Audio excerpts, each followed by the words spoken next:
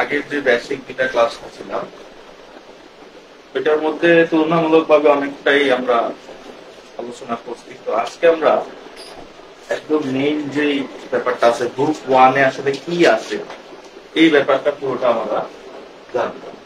এটা জানার আগে কিছু ক্যারেক্টার সম্পর্কে আমাদের জানা লাগবে নাকি? ঠিক আছে, প্রথম ক্যারেক্টার যেটা সে আছে কি অ্যাডাম। অ্যাডামকে আমরা যদি দেখি যে সর্বপ্রথম মানব বল মানুষ হিসেবে তৈরি করছে তার এরা পর্যন্ত কিন্তু কেউ ছিল না, যেমন আমরা মুসলিমরা যেটা বলি আদম আলাইহিস সালাম, ঠিক আছে, তো আদি পিতা। এরপরে আমাদের যেটা পাবো ঈদ, মানে কি আমাদের হাওয়া আলাইহিস সালাম সর্বপ্রথম মেয়ে। এরপরে এখানে আরো ক্যারেক্টার পাবো। তো এখানে আমি বেসিক কিছু কথা বলি, বলার পরে এগুলো বলি, তাহলে কাজে লাগবে, কারণ এই জিনিসগুলো আমরা আসলে কথায় কথায় অনেক কিছু বলে ফেলছি এতদিন। প্রথমে আমাদের যে এপিকটা প্যারাডাইজ লস্ট, এটা শুরু হয় কোথায়? আমরা যদি দেখি যে একটা প্রলোভটি, ওইটা প্রথম 26 লাইন। প্রলোভে কি থাকে? ইনভোকেশন।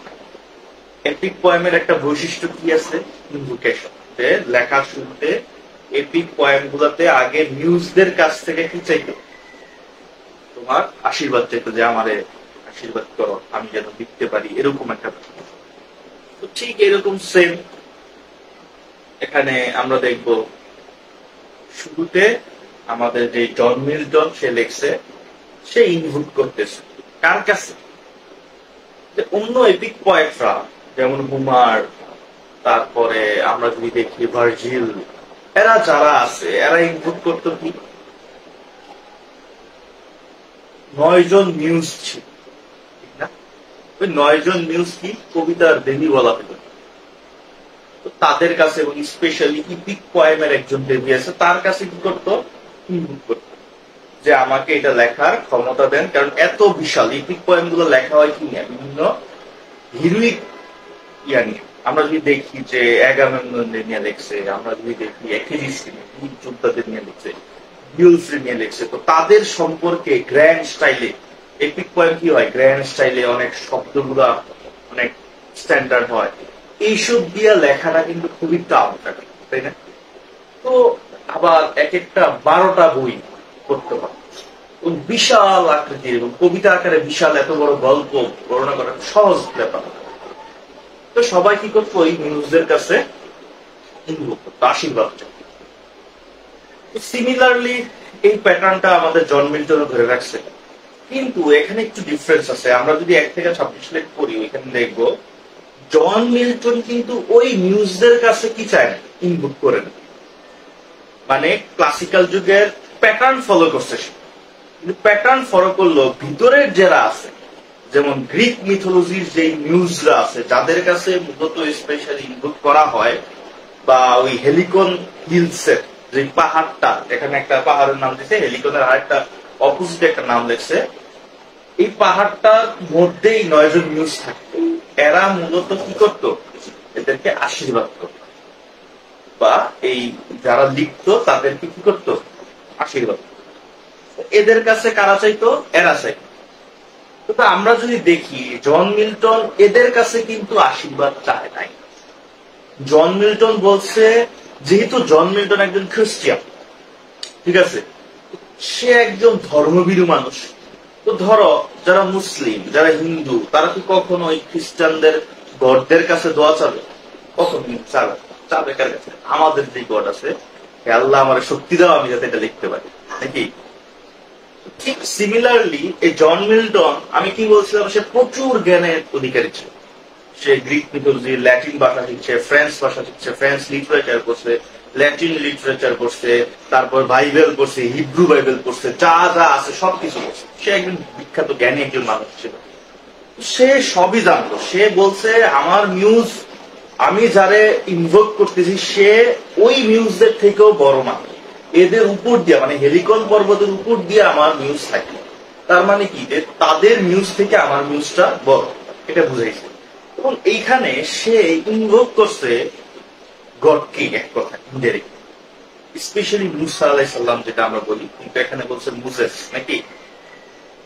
বলতেছে এখানে কি হয়েছিল, এখানে দেখবা দুইটা পাহাড়ের নাম দেখছে শুরুতে, যে সিনাই পর্বত অথবা হেরেব পর্বত।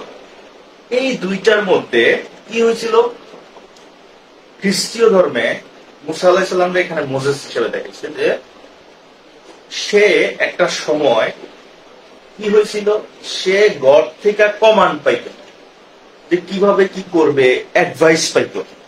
মানে যখন মুসা আলাইহিস সালাম পৃথিবীতে আসছিল, আমরা যেটা বলি খ্রিস্ট ধর্ম কিন্তু এই মুসা আলাইহিস সালামের একটা গুরুত্বপূর্ণ অধ্যায় আছে। সে যখন আসে তখন কিন্তু যে ফেরাউন বা ওই সমসাময়িক যারা আছে এরা কিন্তু খুব জোর জুলুম চালাচ্ছিল পৃথিবী। তো এই মুসা আলাইহিস সালামের যখন একটা ইতিহাস আছে, যে এই ফেরাউন যখন জানতে পারে এমন একজন বংশীয় লোক এই মোজেসের বংশের নামও দিছে তোমার বইতে, দাঁড়াও 1 মিনিট, এগুলা ব্রিফ কোশ্চেন হিসেবে লাগে, ঠিক আছে, যাতে আসলে পারো এই কারণে আমি বলে দিতেছি।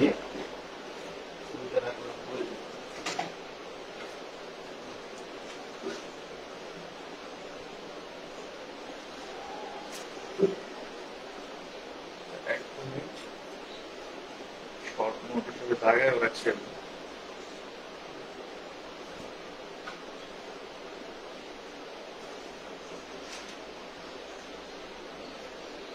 আরবিক মুসা, যে মোজেস যে ক্যারেক্টারটা আছে, যে কাকে ইনভোক, আসলে ইনভোকের কথা বলতে গিয়ে সে এখানে কিন্তু অনেক কিছু তুলে আছে। আসলে বললাম না, লাইন বাই লাইন পড়লে অনেক কিছু জানা যায়, বাট লাইন বাই লাইন তো আর এতটা ধৈর্য তোমাদের না হইতে পারে। তো এই মোজেস যে ছিল সে একজন আরবিকে, তাকে কি বলা হয়, আরবিক মুসা, ঠিক আছে, মুসা আলাইহিস সালাম। তো সে ছিল তখনকার সময়ে হিব্রু বাইবেলে, অ্যাকর্ডিং টু হিব্রু বাইবেলে সে ছিল ল গিভার, ঠিক আছে, ন্যায় নীতি এটা প্রতিষ্ঠা করত। এবং ওইখানে এখানে আমাদের সিনাই পর্বত বলছে, সিনাই অথবা মাউন্ট হোরেব, দুইটা নাম বলছে, যেখানে আসলে এই মোজেসকে মানে এই মুসা আলাইহিস সালামকে ওই পর্বতের মধ্যে কিন্তু গড কি করছিল, কিছু উপদেশ দিছিল, যে ওই সময় মানুষরা ফেরাউনের অত্যাচার এতটা বিপদে ছিল, কিভাবে এটা থেকে বের হয়ে আসতে পারে। এটার কারণে ওই যে সিনাই যে পর্বতটা আছে বা মাউন্ট ওরেব যেটা আছে, ওইখানে মুসা আলাইহিস সালামকে কি করা হয়েছিল, 10টার মতো কমান্ড দিছিল, যে এইভাবে এইভাবে এইভাবে চালা। তারপর ওইটা অনুসারী সে করছে। এবং আবার আরেকটা আছে যে ওরেব পর্বতে গিয়ে সে কিন্তু একটা ধ্যানে বসছিল অ্যাডভাইস পাওয়ার জন্য, প্রায় 40 দিন 40 রাতের মতো, ঠিক আছে। এই সিম্পল সিম্পল জিনিসগুলো কিন্তু এখানে উঠে আসবে, বুঝতে পারছো?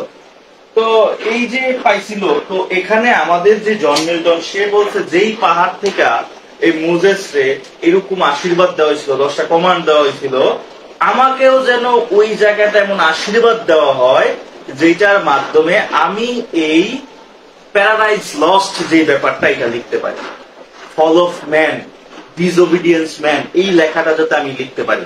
কারণ এর আগে এই লেখাটা কেউ লেখে নেয়। তো এটাই আমি একমাত্র লিখতেছি। তো আমি এটা লেখার জন্য আমার সাপোর্ট লাগবে তোমার। এবং সে তখন অন্ধ ছিল। সে আবার লাস্টে এই লাইনটাও বলছে যে আমি অন্ধ, কিন্তু আমার ভিতরে আলো জাগায় দাও, যে আলোর মাধ্যমে আমি এটা নিয়ে লিখতে পারি। বুঝতে পারছি? মানে এখানে সে পুরোপুরি আশীর্বাদ চাইছে। এবং এই আশীর্বাদটা চাওয়ার পাশাপাশি সে আরো বলছে কি সম্পর্কে লিখতেছে। এই যে প্রথম 26 লাইন, প্রথম 26 লাইনে কিন্তু সে টোটালি একটা ইন্ট্রোডাকশন দিয়ে দিচ্ছে যে সে কি সম্পর্কে লিখবে, যে ম্যান অফ ডিসওবিডিয়েন্স, যে ব্যাপারটা ডিসওবিডিয়েন্সের কারণে মানুষরা ফল হয়েছিল পৃথিবীতে, এই ঘটনাগুলো দেখবা প্রথম লাইনগুলোতে বলে দিচ্ছে। যে আমি আজকে এমন একটা লেখা লিখতে চলতেছি যে মানুষ সর্বপ্রথম যখন হেভেন থেকে তারা পতিত হয়, তারা সর্বপ্রথম যখন তাদের গডের অমান্য করা হয়, এই একটা স্টোরি আমি আজকে লিখতে যাচ্ছি। এবং এই স্টোরিটা লেখার শক্তি আমার নাই।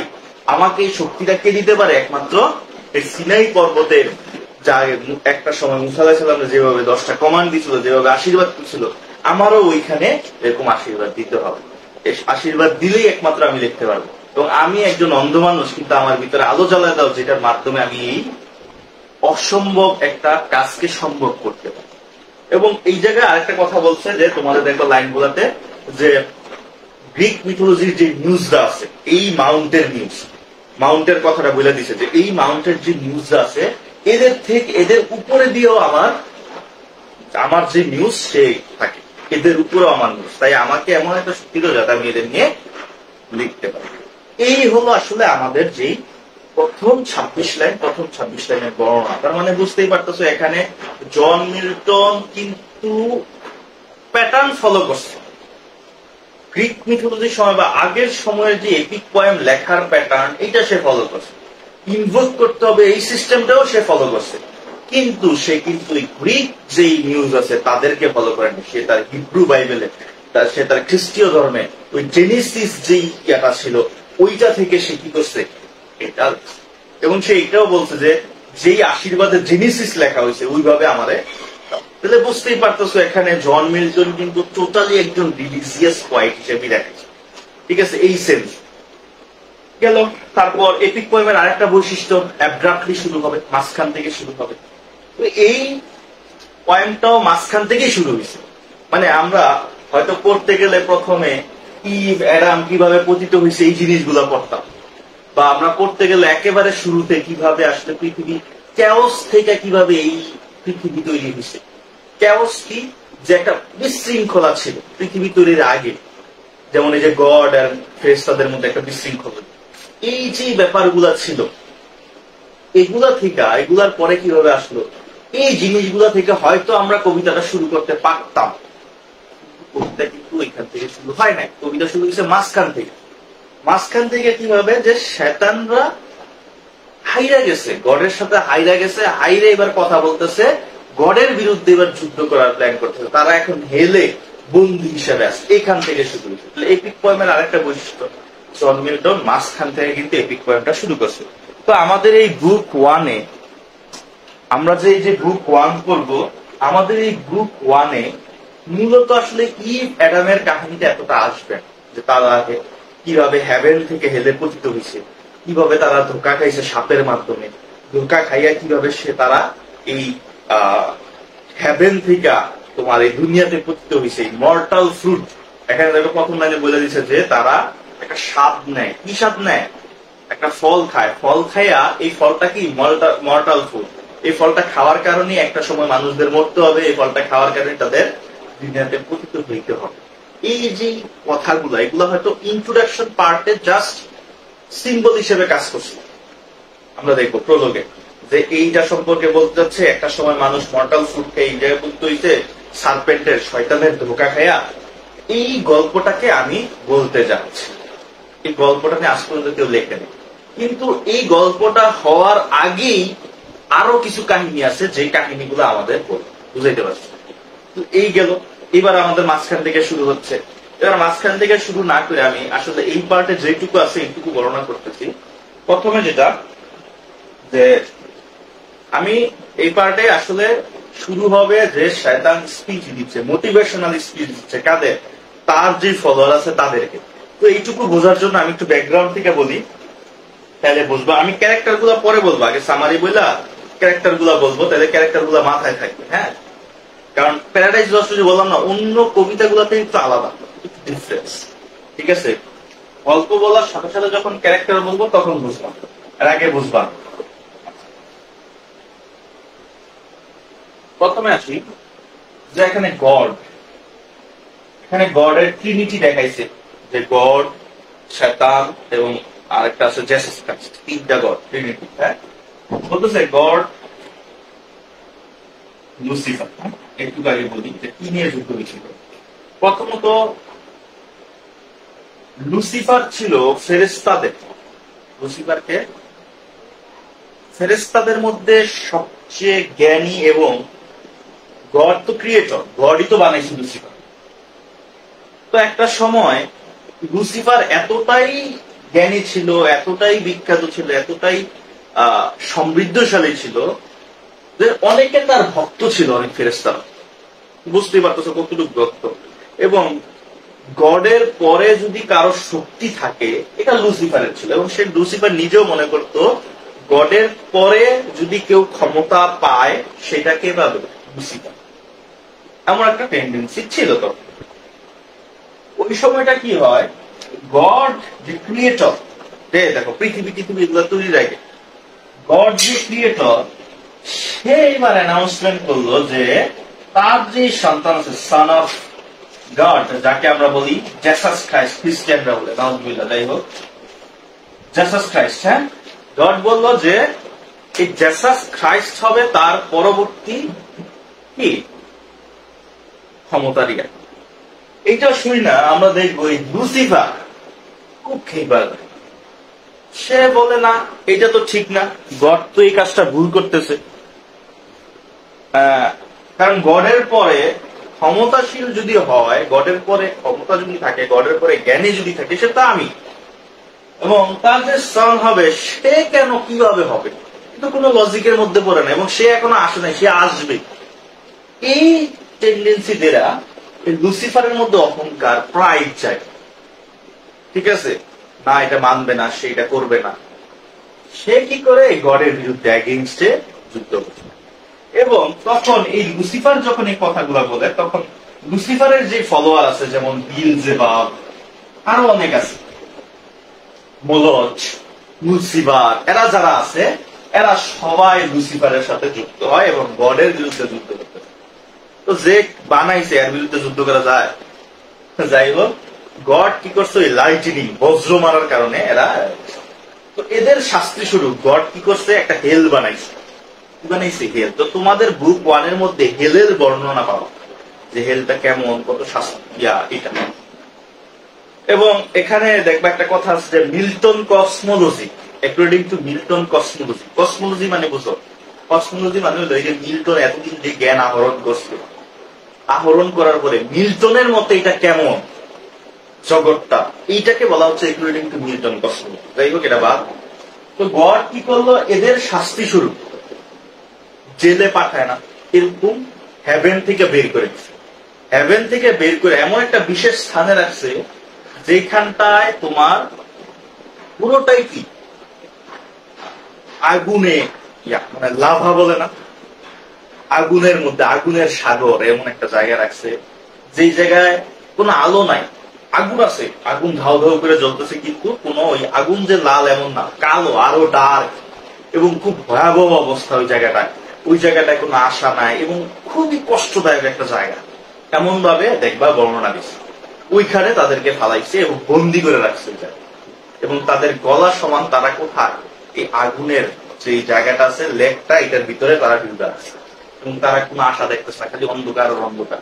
পাশে তাকাইলে দেখতেছে এই লুসিফারের যে ফলোয়াররা আছে, বিলজেবাব, আরো যারা আছে, বুঝতে পারতেছে এই যে সিচুয়েশনটা, এই ব্যাপারগুলা এখানে তারা, এখান থেকে শুরু হচ্ছে আর কি আমাদের এই প্যারাডাইস লস্ট। তো এখানে আমরা দেখব, এখন তারা তো হাইরা গেছে,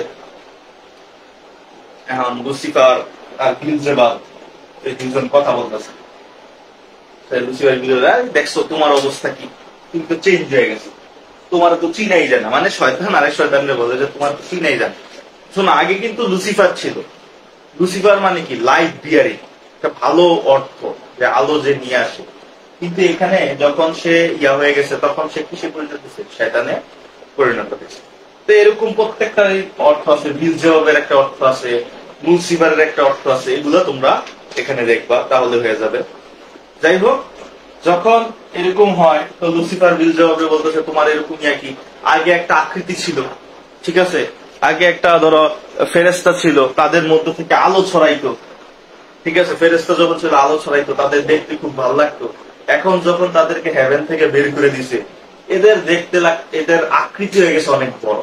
তো এদের সাথে কম্পেয়ার করছে কিসের জানো, যে তোমারে দেখতে লাগতেছে লিভিথিয়াথান। এখন এই লেভিয়াথান মানেটা কি, এটার সাথে কম্পেয়ার করছে। এটা হলো একটা মনস্টার। তোমরা যদি দেখো গ্রিক মিথোলজি বা ওগুলাতে একটা মনস্টার ছিল, বলতেছে তার আকৃতি ছিল একটা তিমি মাছের মতো, বিশাল বড় তিমি মাছ যত বড় হয় এরকম আকৃতি ছিল, এবং তাকে বলা হচ্ছে একজন মনস্টার। বলতেছে এই শয়তানদের চেহারা এই শয়তানদের আকৃতি এত বড় হয়ে গেছে এবং দেখতে খুবই বিশ্রী লাগতেছে। বুঝতে পারছো? একজন আরেকজনে বলতেছে যে দেখো আমরা এত ভালো আসলাম, ওইখান থেকে আমাদের ফালা দিছে, আমাদের আকৃতি কত ভয়ানক, আমাদের কত ভয়ানক লাগতেছে। এই যে এইসব কথোপকথন হচ্ছে, হওয়ার পরে তখনও এই শয়তান তখনও আসলে নিজের প্রাইড কখনো বিসর্জন দিতেছে না, যে না আমরা একবার হাসতে দিয়েছি আবার যুদ্ধ করবো গণের সাথে। কিভাবে যুদ্ধ করবে?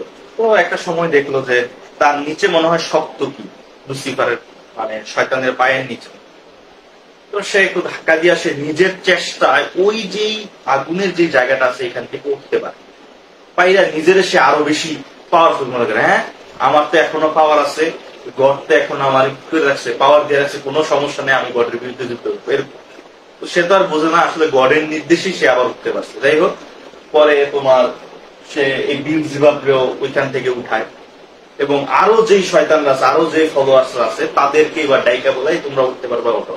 তো সবাই মনে করো ধরো একটা অবস্থায়, ধরো তুমি একটা ডিউটিতে আসো, তুমি ধরো ডিউটিতে ঘুমাই গেছো, যখন তোমার হঠাৎ করে ডাকে তুমি লাভ দিয়ে উঠবা না, ঠিক যখন শয়তান এইভাবে ডাকছে সব তার যে ফলোয়াররা আছে সবাই এরকম লাভ দিয়ে উঠে সবাই উপরে উঠছে। ওঠার পরে এবার শয়তান তাদেরকে একটা স্পিচ দিচ্ছে। কি স্পিচ দিচ্ছে? যেমন এমন যে হেভেনে থেকে গডের গোলামি করার থেকে হেলে রাজত্ব করা অনেক ভালো। কি বলছে? হেভেনে থেকে গডের গোলামি স্লেভারি হিসেবে থাকাতে হেলে থেকে রাজত্ব করা ভালো। মানে এখানে ওই যে ট্রিনিটি বললাম না, যে লুসিফার সে নিজেই একজন শক্তিশালী মনে করে এবং সে মনে করে যে গডের থেকে যদি আমি ছাড়া পাই আমি নিজে আলাদা দুনিয়ার রাজা হয়ে যাব। তো সে হেভেনে হইতে পারে না, কি হয়েছে, তো হেলের রাজা তো সে হইতে পারবে, সে হেলে থেকেও স্বাধীনভাবে সে চলতে পারবে। মানে হেভেনে থেকে সে পরাধীন থাকার চেয়ে হেলে থেকে স্বাধীন থাকাটাকে সে এখানে এমফাসাইজ, গুরুত্ব বেশি দিচ্ছে এবং সবাই রে সে বলবে যেমন এমন এই কাজ করো, আমার সাথে মিশো, ঠিক আছে আমরা গডের বিরুদ্ধে যুদ্ধ করবো। তো গডের বিরুদ্ধে ডাইরেক্ট যুদ্ধ করে তো আর পারবো না, আমাদের বাহিনী অনেক, কিন্তু গডের বিরুদ্ধে যুদ্ধ করে পারবো। কি করতে হইব? গড একটা ক্রিয়েচার তৈরি করছে, ক্রিয়েচারটা কি মানুষ নামের একটা ক্রিয়েচার তৈরি করছে। তো একটা কাজ করি, গড তাদের তো ভালো জিনিস শিখাচ্ছে, আমরা তাদের খারাপ জিনিস শেখাইয়া আমরা আমাদের দলে আমাদের পাল্লা ভারী করি, এইভাবে আমরা গডের সাথে জিতবো।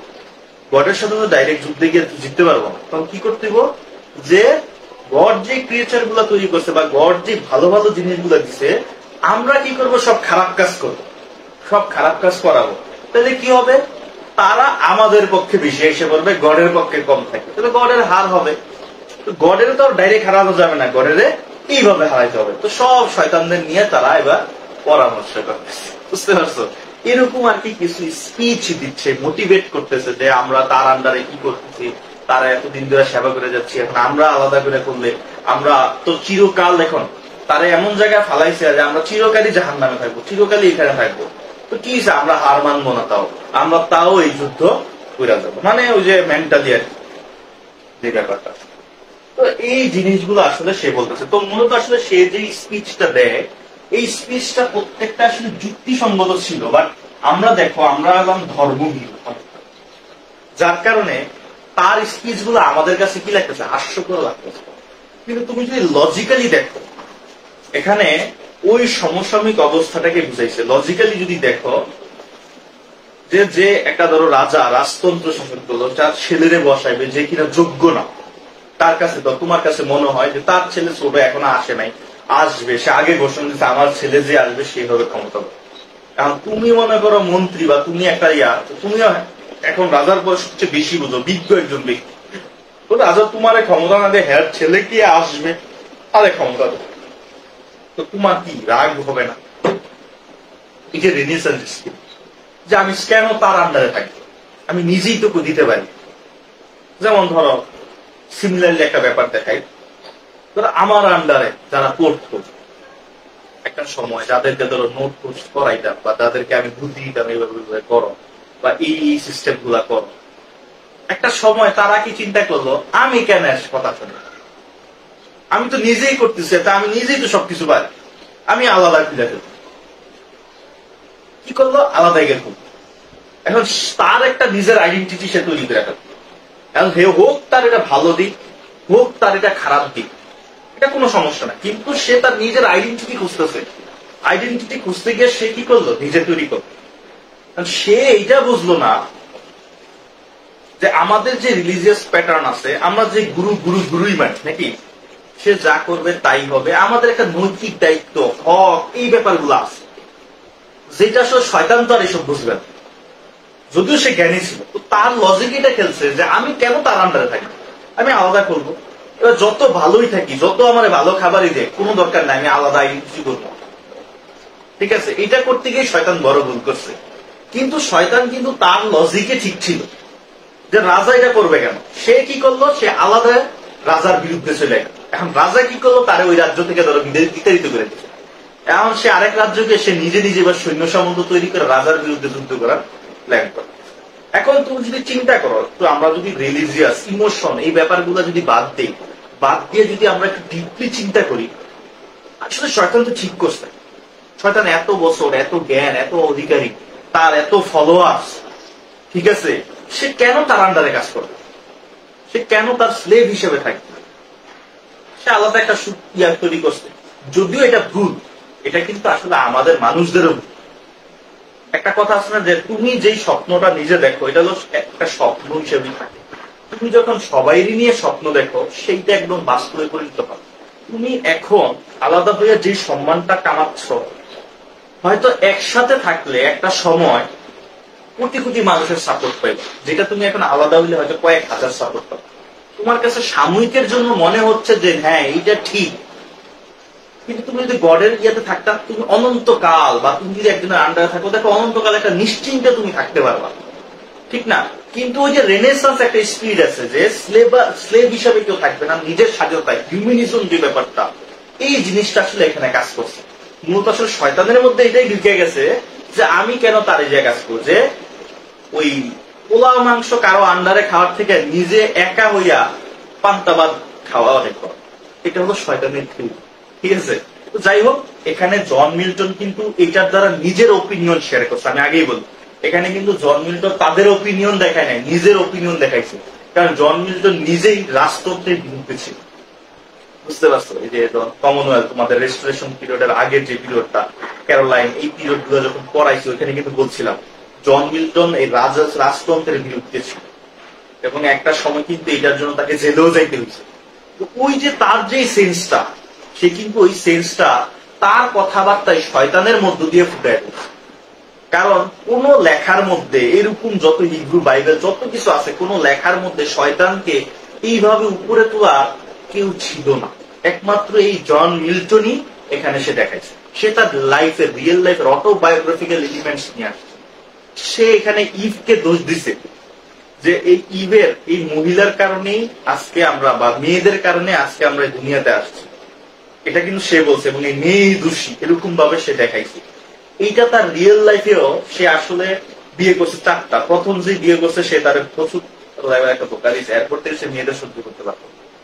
ওই যে হেডটা, এইটাও এখানে তার লেখার মধ্যে তুলে দিচ্ছে, বুঝতে পারছো? তো যাই হোক, মিল্টনের আসলে লেখাটা একটু অন্যদের থেকে আলাদা ছিল, এবং ওইখানের মধ্যে তৎকালীন সময়ের সমস্যা, তার নিজের ওপিনিয়ন, যত কিছু আছে সবকিছু তুলে ধরছিল। যার কারণে এটা, যদিও আসলে লাইফ অমন চলে না, এমন যদি করা যেত তাহলে হয়তো খানিক সময়ের জন্য তুমি সুখী, তোরা আলাদা হয়ে গেল। আলাদা ডিভাইডেড হওয়াটা কখনো ভালো সলিউশন না। একসাথে থাকলে যে মজাটা পাওয়া যায়, ডিভাইডেড হয়ে হয়তো কিছু দিক দিয়ে তুমি ফ্রিডম পাওয়া, কিন্তু অনেক জীবনের অনেক হ্যাপি মোমেন্টাম যেগুলো আছে বা অর্জন গুলা, এগুলো হারায় ফেলবা। ফ্যামিলিতে থাকার পরে তুমি যদি একটা অর্জন করো, সেটা দেখবা অনেক গৌরবের। তুমি যখন একা থেকে অর্জন করবা, সেটা হয়তো কিছু সময়ের জন্য কিছু জায়গার মানুষরা তোমাকে নিয়ে গর্ব করবে, কিন্তু বিপদে আসবে না তার। কিন্তু ফ্যামিলির সাথে থাইকা যখন তুমি এটা অর্জন করবা, বিপদে বললে ফ্যামিলিরই তোমার টাইনে উঠাবে, বা তুমি যার আন্ডারে থাকবা সেই কিন্তু তোমাকে টাইনে উঠাবে, এই দায়িত্বটা সে নিবে, এবং তোমারও তার প্রতি দায়িত্ব থাকতে হবে। কিন্তু শয়তান কিন্তু এই জিনিসগুলো মেনটেন করে না। তো সে গিয়ে কি করছে, সে নিজের দল রে দিয়া এবার সেই গডের বিরুদ্ধে যুদ্ধ করবে। ঠিক আছে, কিভাবে যুদ্ধ করবে দেখো, এখানে 2টা লসের কথা বলছে। একটা হলো প্যারাডাইজ লস্ট ফিজিক্যালি, একটা হলো মেন্টালি। এখানে শয়তান মেন্টালি হইছে, এর কারণে ফিজিক্যালি রূপ ধারণ করছে। এবং এই শয়তানের এটার কারণে এবার শয়তান কি করছে, মানব গড যে ক্রিয়েচার গুলা করছে এদেরকে আমি আমার পথে আনবো, খারাপ দিকে নিব।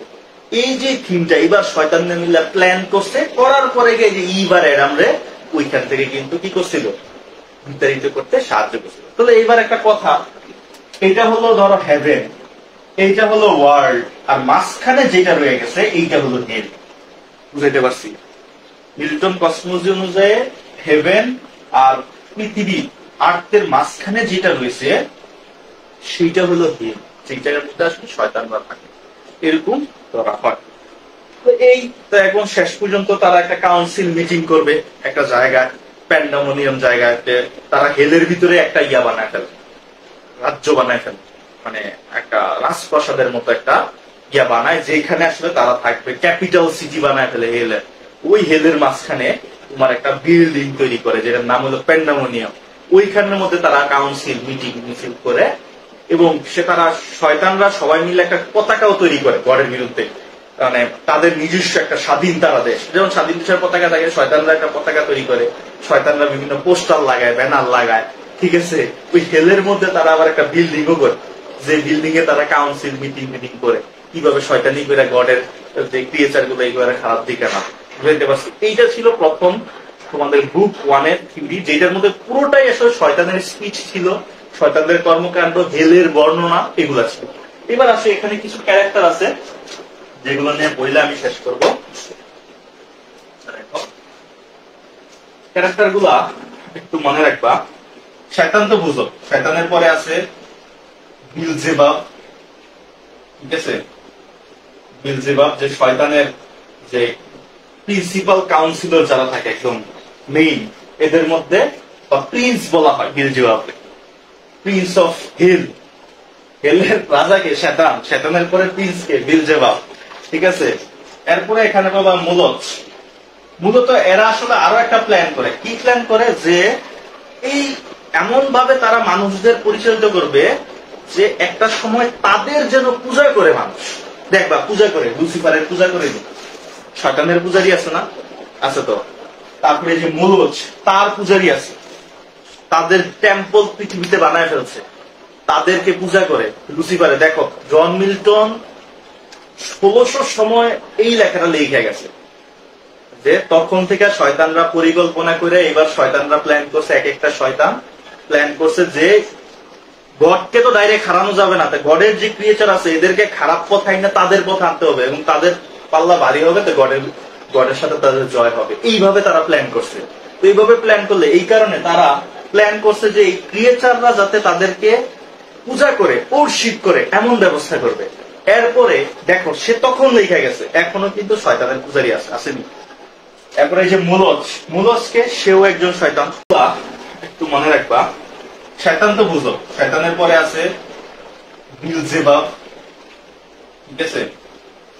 বিলজেবাব যে শয়তানের যে প্রিন্সিপাল কাউন্সিলর যারা থাকে, একদম মেইন, এদের মধ্যে প্রিন্স বলা হয় বিলজেবাবকে, প্রিন্স অফ হেল। হেলের রাজাকে শয়তান, শয়তানের পরে প্রিন্সকে বিলজেবাব, ঠিক আছে। এরপরে এখানে বাবা মূলত এরা আসলে আরো একটা প্ল্যান করে। কি প্ল্যান করে? যে এই এমন ভাবে তারা মানুষদের পরিচালিত করবে যে একটা সময় তাদের যেন পূজা করে মানুষ। দেখবা পূজা করে, লুসিফারের পূজা করে, শয়তানের পূজারি আছে না, আছে তো। তারপরে যে মূলত তার পূজারি আছে, তাদের টেম্পল পৃথিবীতে বানায় ফেলছে, তাদেরকে পূজা করে লুসিফারে। দেখো জন মিল্টন 1600 সময় এই লেখাটা লিখে গেছে যে তখন থেকে শয়তানরা পরিকল্পনা করে, এবার শয়তানরা প্ল্যান করছে, এক একটা শয়তান প্ল্যান করছে যে গডকে তো ডাইরেক্ট হারানো যাবে না, গডের যে ক্রিয়েচার আছে এদেরকে খারাপ পথ আইনা তাদের পথ আনতে হবে, এবং তাদের পাল্লা ভারী হবে, তো গডের সাথে তাদের জয় হবে। এইভাবে তারা প্ল্যান করছে। তো এইভাবে প্ল্যান করলে, এই কারণে তারা প্ল্যান করছে যে এই ক্রিয়েচাররা যাতে তাদেরকে পূজা করে, ওরশিপ করে, এমন ব্যবস্থা করবে। এরপরে দেখো সে তখন লেখা গেছে, এখনো কিন্তু শয়তানের পূজারি আসেনি। এরপরে যে মুলসকে, সেও একজন শয়তান, সে হলো তাকে পূজা করার জন্য স্যাক্রিফাইস করতে হয়, মানুষ স্যাক্রিফাইস করে। দেখবা এমন কিছু আছে যারা মানুষকে জবাই করে বা মানুষকে মাইরা ফেলে গড়ের প্রতি তারা বিসর্জন দেয়, এমন স্যাক্রিফাইসের ব্যাপার আছে। এই যে মূলস একজন, ঠিক আছে, যে কিনা তোমার মার্ডারার, গড অফ মার্ডারার, মার্ডারের গড বলা হয় তারে, হ্যাঁ। এরপরে তুমি আসবা এরকম চ্যামস, এমন অনেক গড আছে যে গড গুলোর নাম বলতে, যারা শক্তিধর গড এদের নাম বলছে। এর মধ্যে স্পেশালি যে আছে সে হলো ম্যামন। ম্যামনকে, এই ম্যামন হলো এক ধরনের একটা গড যে কিনা আসলে ওই যে শয়তানের যে এম্পায়ারের রেসপন্সিবল দিছিল এই ম্যামনকে। এবং এই ম্যামন প্রথমে কিন্তু তোমার যখন গডের এগেনস্টে যায়, সে কিন্তু প্রথমে সাপোর্ট করলো, পরে যে গডের এগেনস্টে যাইতে চায়, বলে না এটার কোনো লজিক নেই, এটার কোনো আমি লাভ পাবো না গডের এগেনস্টে গিয়ে, গডের এগেনস্টে যাওয়ার দরকার নেই। কিন্তু পরবর্তীতে আসলে শয়তানের স্পিচ গুলাতে ম্যামনও কি হয়ে যায়, তার প্রতি শয়তানের বিরুদ্ধে চলে যায়। ঠিক আছে, বলতেছে এই ম্যামন সে কি, সে হেভেনেও সবসময় মাথা নিচু করে থাকে এবং সে মাটির মধ্যে কি আছে, মিনারেল কি আছে, মাটির মধ্যে কি আছে, এগুলো নিয়ে রিসার্চ করতো ম্যামন। তো ম্যামন যখন হেলে আসে, হেল তো এমন একটা জায়গা, ঠিক আছে, খুব খারাপ একটা জায়গা, এখানে খালি শাস্তি আর শাস্তি। তো এই ম্যামন ওইখানে হেলের মধ্যে একটা তোমার ওই মিনারেল রিসোর্সেস এরকম কিছু খুঁজে পাইছে, যেখানে আসলে একটা কিছু স্থাপন, মানে কিছু একটা তৈরি করা যায়, যে হেলের মধ্যে আসলে বসবাসযোগ্য, হেলের মধ্যে একটা বিল্ডিং তৈরি করা যাবে, এমন রিসার্চ করে সে পাইছে হেলের মধ্যে। এবং তার পাওয়া অনুসারে আমরা দেখবো যে মুলসিবা আরেকটা শয়তান, যে কিনা আগে ফেরেশতা ছিল, হ্যাঁ, মুলসিবা, যে সে ছিল আর্কিটেক্ট, শয়তানদের মধ্যে আর্কিটেক্ট কে ছিল, এই মুলসিবা। ম্যামন কি খুঁজে বাইর করছে কোন জায়গায় আসলে করা যায়, রিসার্চ করতে যায়, এবং পুরো এম্পায়ারের দায়িত্ব ছিল তার, এবং সে ওইখানে খুঁজে পায় যে এখানে বিল্ডিং করা যাবে। তখন এই তাদের মধ্যে আর্কিটেক্ট ছিল মুলসিবা, এই মুলসিবারে ডাকে, সে কি করে ওইখানে একটা বিল্ডিং করে, যেটার নাম মানে টাওয়ারের মতো, যেটার নাম দেওয়া হয় প্যান্ডেমোনিয়াম।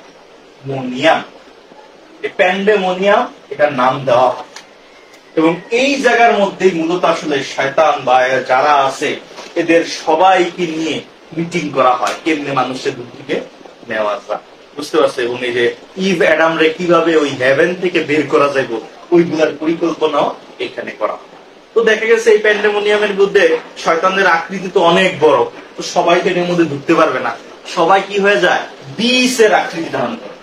শয়তানদের তো পাখা আছে, বীজ এই মৌমাছির মতো আকৃতি ধারণ করে সবাই প্যান্ডেমোনিয়ামের মধ্যে ঢুকে। কারণ এত এই জায়গাটার মধ্যে এত শয়তান তো ঢুকতে পারবে না, হাজার হাজার কোটি কোটি শয়তান সবাই এটার মধ্যে ঢুকে। এবং এই প্যান্ডেমোনিয়ামের মধ্যে দেখায় যে শয়তান সেই মাত্র নিজের আকৃতিতে বসে আছে, আর যত শয়তান আছে সবাই মাছির আকৃতিতে ওইখানটা বসে আছে, এবং সে ওইখানে কাউন্সিল করতেছে।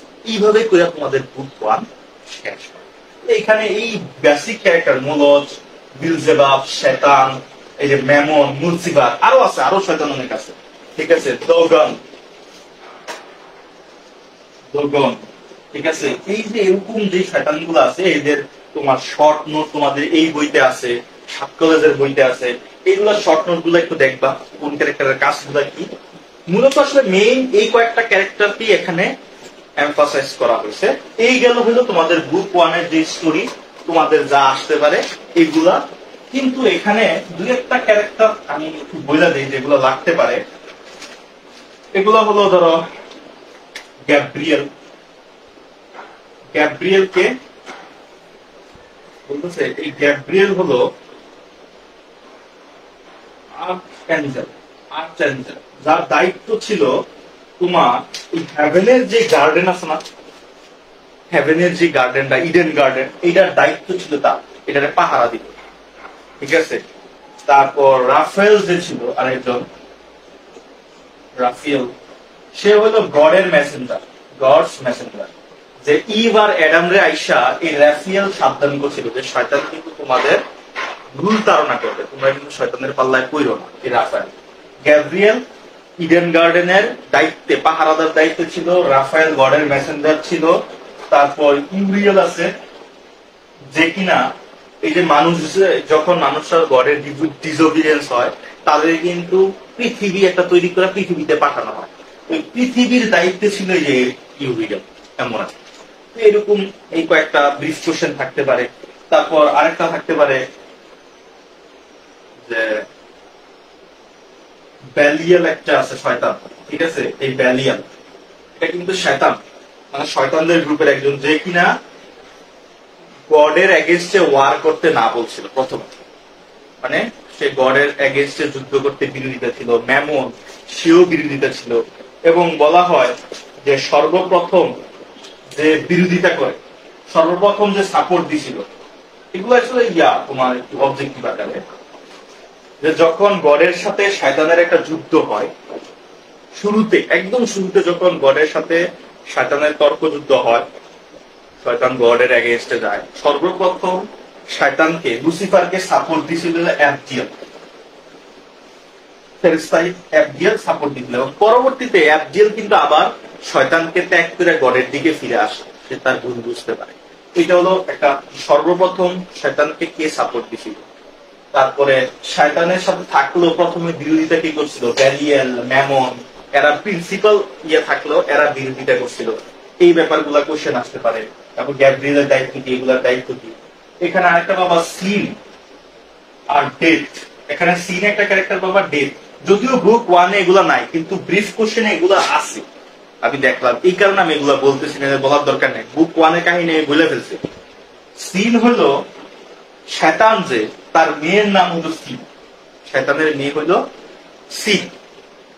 ডেথ হলো শয়তান কি করছে, তার এই যে মেয়ে যে আছে সিন, তার সাথে রেপ করছে, যার কারণে তাদের যে ছেলে সন্তান হয়েছে এর নাম হলো ডেথ।